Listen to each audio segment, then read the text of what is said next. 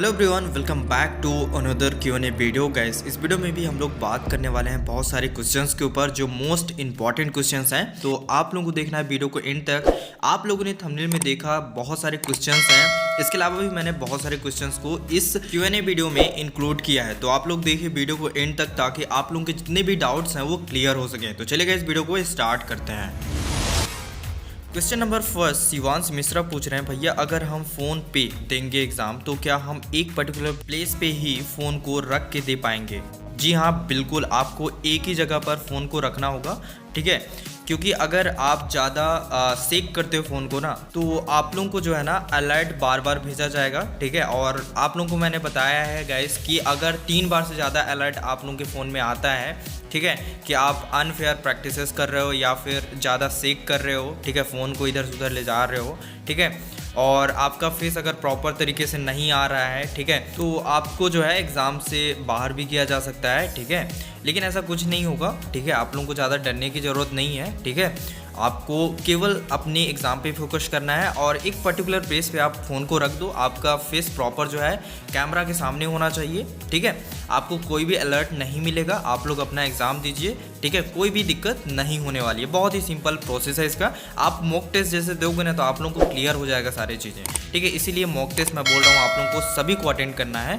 इससे बहुत सारी चीज़ें आप लोगों को जानने को मिलेगी, ठीक है। तो आप लोग मॉक टेस्ट अटेंड कीजिएगा guys. Question number 2 guys, Shahnawaz Hussain पूछ रहे हैं, एग्ज़ाम टाइम पर कुछ क्वेश्चन में रफ वर्क करना होगा तो क्या उसमें भी अलर्ट करेगा क्या? देखिए, अगर आप फ़ोन को सेक नहीं करते हो, अगर आपका फ़ोन जो है स्टेबल तरीके से रखा गया है, ठीक है, मतलब एक ही जगह पर रखा गया है और आपका फेस प्रॉपर आ रहा है, ठीक है, आप जो भी राइट कर रहे हो, जो भी रफ वर्क कर रहे हो उसमें अगर उसमें आप किसी भी प्रकार का अनफेयर नहीं कर रहे हो तो आपको अलर्ट नहीं भेजा जाएगा। लेकिन इन केस अगर आप अनफेयर प्रैक्टिसेस करते हुए पाए जाते हो तो आपको अलर्ट भेजा जाएगा, ठीक है। इसमें प्रॉपर्ली आप देखे होंगे, मैंने प्रीवियस वीडियोस में इंस्ट्रक्शन वाले वीडियोस में आप लोगों को बता रखा है, ठीक है। 3 बार तक आप लोगों के पास अलर्ट भेजा जाएगा, उसके बाद उसमें स्ट्रिक्टली बताया गया है कि आप लोगों को एग्ज़ाम से बाहर कर दिया जाएगा, ठीक है। तो आपको ध्यान से और रफ वर्क वगैरह करने में आप लोगों को जो है ना अलर्ट नहीं आएगा। अगर आता भी है तो कोई दिक्कत नहीं है उससे, ठीक है। क्वेश्चन नंबर 3, सिलाई गुड़ी, भैया जब total number of seat only 4 है देन मेरिट लिस्ट 2-3 क्यों निकालते हैं? देखिए गाइस, इसके पीछे क्या रीज़न है। देखिए, जैसे कि आप लोगों ने देखा होगा कि फर्स्ट मेरिट लिस्ट जब जारी होती है तो एक पर्टिकुलर कोर्स और सब्जेक्ट में जितने भी टोटल नंबर ऑफ सीटें होती हैं सभी को फिल कर दिया जाता है, ठीक है। आप लोगों ने देखा होगा जैसे कि बीएससी में इस बार जो है 38 सीटें हैं, तो फर्स्ट मेरिट लिस्ट जब जारी होगा उसमें आप देखोगे कि 38 स्टूडेंट्स का ही सिलेक्शन होगा। मतलब केवल 38 स्टूडेंट्स का ही नाम उस मेरिट लिस्ट में होगा। मतलब कि आपका जो 38 सीट है पूरा फिलअप हो चुका है। लेकिन गाइस, उसके बाद भी सेकेंड और थर्ड मेरिट लिस्ट निकालने की क्या ज़रूरत पड़ती है? देखिए गाइस, क्या होता है कि बहुत सारे स्टूडेंट्स जो हैं बहुत सारी यूनिवर्सिटीज़ के लिए अप्लाई किए होते हैं। जैसे कि आप लोग में से ही काफ़ी सारे स्टूडेंट्स जो है जीजीयू, सागर यूनिवर्सिटी, बीएचयू और डीयू के लिए अप्लाई किए होंगे, ठीक है। एज ए बैकअप वो बहुत सारी यूनिवर्सिटीज़ के लिए अप्लाई किए होते हैं, ठीक है, और सभी का एंट्रेंस एग्ज़ाम दे देते हैं, ठीक है। लेकिन आपको पता होगा कि मेरिट लिस्ट जो है सभी यूनिवर्सिटी का एक साथ जारी नहीं होता है। तो जिस भी यूनिवर्सिटी में वो पढ़ना चाहता है, जिसमें उसका एडमिशन हो जाता है, मान लो डीयू में एडमिशन लेना चाहता है और डीयू में उसका सिलेक्शन हो जाता है, ठीक है, तो जाहिर सी बात है कि जितने भी बैकअप यूनिवर्सिटीज़ में अप्लाई किया था, एंट्रेंस एग्जाम दिया था, उन्हें तो छोड़ ही देगा क्योंकि उसको डीयू में पढ़ना है, ठीक है, और उसका एडमिशन हो चुका है। तो ऐसे में क्या होता है कि बाकी सारे बैकअप यूनिवर्सिटीज़ जिसमें वो एंट्रेंस एग्जाम दिया है उन यूनिवर्सिटीज़ में भी अगर उसका अच्छा मार्क्स है तो जाहिर सी बात है वो फर्स्ट मेरिट लिस्ट में उसका नाम आ जाएगा, ठीक है, क्योंकि वो एडमिशन ले चुका है। तो वो बैकअप यूनिवर्सिटीज़ में तो एडमिशन लेगा नहीं, तो उसकी सीट क्या है, वैकेंट रह जाएगी, ठीक है। तो ऐसे बहुत सारे स्टूडेंट्स हैं जो एज ए बैकअप कहीं भी डाल देते हैं, कहीं भी अप्लाई कर देते हैं, एंट्रेंस एग्जाम दे देते हैं, निकल जाता है first merit list, second merit list में नाम आता है, लेकिन वो एडमिशन नहीं लेते हैं क्योंकि वो एडमिशन ले चुके हैं, ठीक है। तो उनका सीट वैकेंट रह जाता है। उसी को फिलअप करने के लिए सेकेंड और थर्ड मेरिट लिस्ट निकालने की ज़रूरत पड़ती है। तो आप लोगों को क्लियर हो गया होगा कि फर्स्ट, सेकेंड और थर्ड मेरिट लिस्ट, इतने सारे मेरिट लिस्ट क्यों निकाले जाते हैं। तो क्लियर हो गया होगा गाइस आप लोगों को।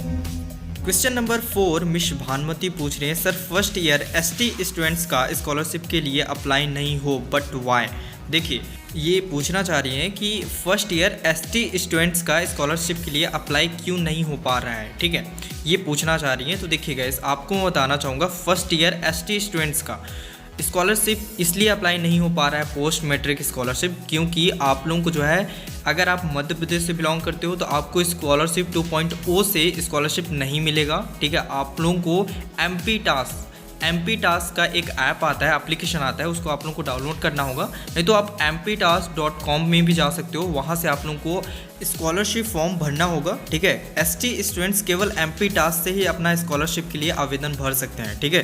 तो आप लोगों को क्लियर हो गया होगा, अगर आप एमपी से बिलोंग करते हो तो आपको एमपी टास्क में जाना होगा और एसटी कैटेगरी का स्कॉलरशिप आप वहीं से केवल भर सकते हो, ठीक है। बात रही गाइस कि आप लोगों को कैसे इस फॉर्म को भरना है, तो आप यूट्यूब पे सर्च कर सकते हो, ठीक है। आप लोगों को बहुत सारी वीडियोस मिल जाएंगी, ट्यूटोरियल वीडियोस, तो आप देखकर भर सकते हो।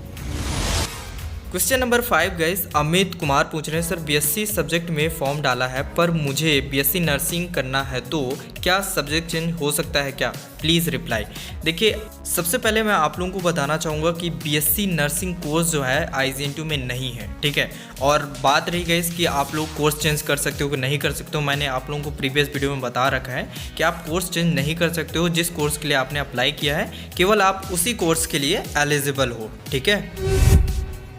क्वेश्चन नंबर 6 प्रीति चौधरी पूछ रही हैं अगर 2 कोर्स के लिए अप्लाई किए हो तो दोनों का मॉक टेस्ट एक ही दिन देना होगा या फिर दोनों सब्जेक्ट्स का अलग दिन। देखिए गाइस, आप लोग मॉक टेस्ट को लेकर कंफ्यूज मत होइए, आप किसी भी कोर्स का किसी भी टाइम पे मॉक टेस्ट दे सकते हो। 18 और 19 को आप लोगों का मॉक टेस्ट कंडक्ट होगा, सुबह 10 से लेकर 5 बजे तक आप लोग किसी भी सब्जेक्ट का किसी भी टाइम पर कितने भी टाइम तक आप लोग जो है ना अपना मॉक टेस्ट दे सकते हो, लेकिन एग्ज़ाम में आपका 2 घंटे का ही टाइम रहेगा, ठीक है। इसमें कोई टाइम का लिमिटेशन नहीं है, लेकिन आपका एग्ज़ाम में 2 घंटे का ही एग्ज़ाम होगा। क्वेश्चन नंबर 7 माही पूछ रही है सर मॉक टेस्ट के मार्क को भी कंसीडर किया जाएगा क्या? नहीं, इसका कोई भी मार्क जो है कंसीडर नहीं किया जाएगा, ठीक है। ये केवल एक ट्रायल और प्रैक्टिस टेस्ट है। आप लोगों को जो है ना कैसे एंट्रेंस एग्ज़ाम देना है ये बस बताया जाएगा, इसमें आप लोगों को कैसे ज्वाइन करना है, बस ये थोड़ी सी इंफॉर्मेशन देने के लिए मॉक टेस्ट कंडक्ट करवाया जा रहा है। इसके अलावा आप लोगों को एग्ज़ाम पैटर्न पता चलेगा, किस टाइप के क्वेश्चन पूछे जा रहे हैं और किस टॉपिक से कितने क्वेश्चन पूछे जा रहे हैं, ये सारी जानकारी आप लोगों को मॉक टेस्ट में मिलेगा। इसका मार्क कंसीडर नहीं होगा। क्वेश्चन नंबर 8 रानी मलिक पूछ रही है सर अगर हमारे फ़ोन का नेटवर्क स्लो चलता है तो क्या दूसरे फ़ोन में एग्ज़ाम दे सकते हैं? जिस फ़ोन में ईमेल आईडी लॉगिन हो उसी फ़ोन में एग्ज़ाम देना होगा क्या? Reply me sir. देखिए गाइस, मैं आप लोगों को बताना चाहूँगा कि आप किसी भी फ़ोन में जो है लॉगिन करके अपना एग्ज़ाम दे सकते हो, ठीक है, लेकिन आप लोगों को केवल एक ही फ़ोन में लॉगिन करना है। अगर आप किसी और फ़ोन में पहले से लॉगिन करके रखते हो, ठीक है, तो आप लोगों को पहले उस फ़ोन से लॉग आउट करना होगा, उसके बाद आप लोग दूसरे फ़ोन में लॉगिन कर सकते हो। मतलब आप केवल एक ही फ़ोन में इस लॉगिन आईडी के थ्रू जो है लॉगिन कर सकते हो, ठीक है। तो आप लोगों को क्लियर हो गया होगा, ठीक है।